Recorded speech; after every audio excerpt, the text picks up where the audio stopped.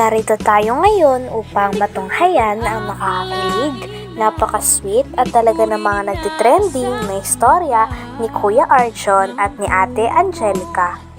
Sa pagpapatuloy ng ating istorya ay pumunta muli si Kuya Arjon sa bahay nila Ate Angelica sapagkat namimiss niya na nga ang dalaga. Nung araw naman na yon ay wala na ring pasok sa Ate Angelica at tutulong na lamang siya sa kanyang papa sa paggawa ng kanilang mga kakanin na ibinibenta nila. Nandun naman si Kuya Arjon upang tulungan si Ate Angelica sa mga gawain niya at talagang pinapakita niya kay Ate Angelica na deserve siya na maging maniligaw at maging boyfriend ni Ate Angelica sa hinaharap. Talagang kahit nahihirapan nga si Kuya Arjon sa mga pinapagawa, ay ginagawa niya pa rin ang best na gawin ito. Sabi mo kanina. O, dali. Go magwalis. Kaya mo yan. Ayusin mo pagwalis mo, ah. Ang diligaw lang, alinis pa. Para ka naman babae magwalis. Oo. Hindi ka man marunong. Marunong nga ako magwalis, no? Parang hindi naman nadadala yung yung kalat. Ano ba yan? Oo. Marunong ako magwalis. Oo. Ganyan ka magwalis sa inyo? Hindi kasi, kita mo na lang, walis ting-ting. Ako na nga, nahihirapan ako Ako sa'yo. na, ako na. Ako na nga. Ako na. Ako na nga. Ako na. Ako na. Ako na. Ako na. Ako. Kisang kita. Subukan mo, bugtin sa Joke lang. Pero, Alam mo. alam mo, lalaki daw ito nag-a-adjust. Kasi pang babae yan eh. Kaya dapat ako babae. Parang ako naman yung niwawalis mo. Hindi naman yung kalat. Sorry. Alis nga ako bawalis. Sorry ka. Kasi, walang dastan eh. Tulong daw ay matulong. Di naman inaayos. Ah, Maraming ang ginawa si Kuya Arjon para kay Ate Angelica. Una ay nagwalis siya nang sa ganun ay hindi na mahirapan si Ate Angelica at ngayon naman ay tumutulong siya sa paghuhugas at sa pagbabalat ng mga ginagawa nila Ate Angelica. Talagang kahit nahihirapan si Kuya Arjon ay tinutulungan niya pa rin ang dalaga para mapasaya ito. hindi kasi ako makaupo. Yung buto? Oo. Oh, nagalatok. Oo,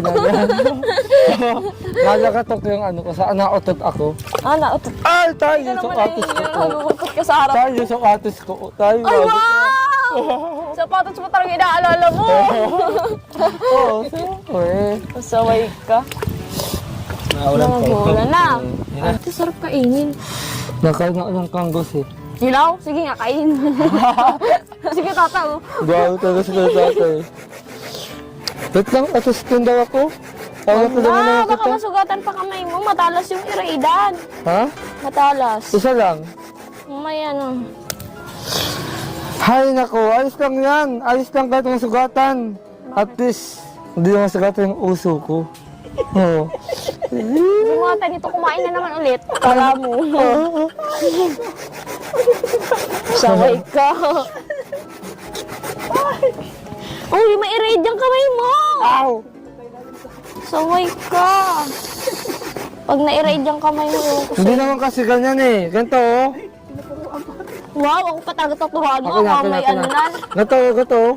Oh, hindi yan, cheese. Iba yun sa cheese, ha? Tigas yan. Parang Tinulungan din ni Kuya Arjon si Ate Angelica sa pag-iinit o pagluluto ng dahon ng saging na paglalagyan ng produkto nila. Si Kuya Arjon nga ang tagabigay ng mga dahon ng saging at natatawa naman sa kanya si Ate Angelica sapagkat takot na takot kasi si Kuya Arjon sa apoy. Pagkatapos naman nito ay si Ate Angelica din ang naglalagay ng kakanin at nagbabalot sa dahon ng saging. Kaya kitang-kita natin kung gaano talaga kasipag si Ate Angelica sapagkat kahit walang pasok ay tumutulong siya sa mga masanay ka magulang na. niya. Dali-dali taga-abot ng dahon, ha? So, Gusto ko yung ikaw naglalait dito para matuto ka. ay nako, wag na. Bakit? Masakit yan eh. Masusunog ka? Oo. Masusunog ako sa agandahan mo. Maganda baga yan. Bola lang yan. Diskarte lang meron ako. Diskarte. Pero agandahan wala. Oh, sige namin ko naman. Meron kang agandahang na itatago no, sa aloohan. Tama. Pero mas maganda yung mukha mo kasi sa kalooban. Ay, naku. Mas matimbang yung kalooban ko sa ganda. Hugas na tayo? O, tara. Ano? Ba't di ba naman yung kinakapitan mo hindi hugasan? Kaya nga, mawawalog ka. Hindi ako mahulog. Mawalog ka sa akin. Yeah! Ay. Nang matapos na rin ang kanilang mga ginagawa ay syempre nagbonding na kaagad ang dalawa. Lumabas silang dalawa at si Kuya Arjun naman ay kinakantahan din si Ate Angelica. Kitang-kita naman na kinikilig si Ate Angelica sa tuwing kinakantahan siya ni Kuya Arjun. Kumanta din silang dalawa ng sabay at kitang-kita na napakasaya talaga nilang dalawa kapag magkasama. At patagal ng patagal ay mas nagiging sweet at nagiging mas malapit na nga sa isa't isa si Kuya Arjun at si Ate Angelica. Sa isang munting harana para sa'yo. Yon! Grabe.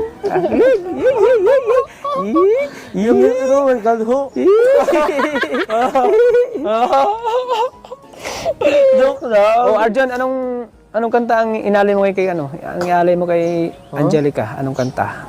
Ako ngayon? Oh, kinantahan ko na kayo ha. Ikaw na naman yung kakanta para kay Angelica. Anong kantang inahanda mo para sa kanya?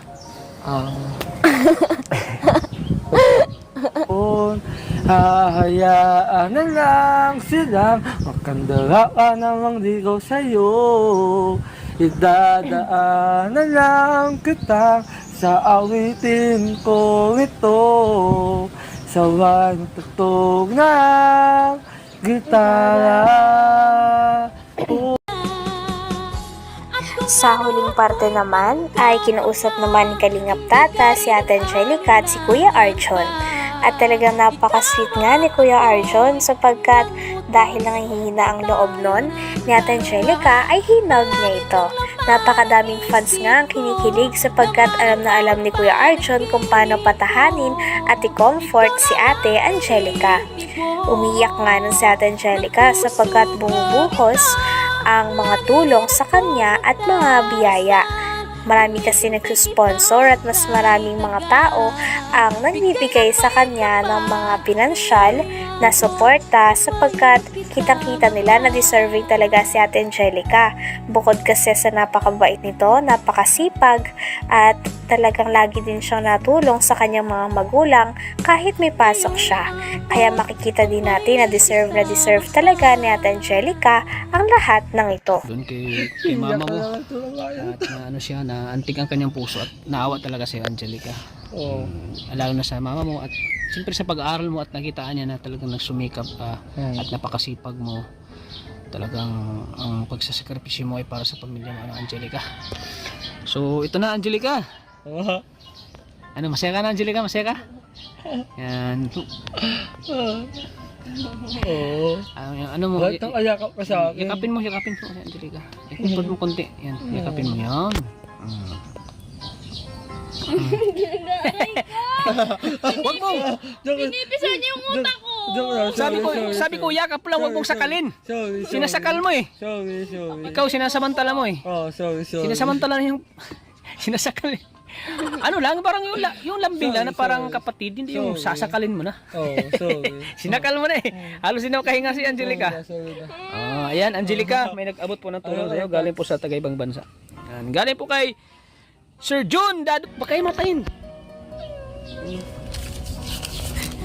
At total of 5,000 pesos mula kay Sir G in Singapore. Ayan. Sir G in Singapore, 5,000 pesos. 2,000! 3,000! 4,000! 5,000 pesos!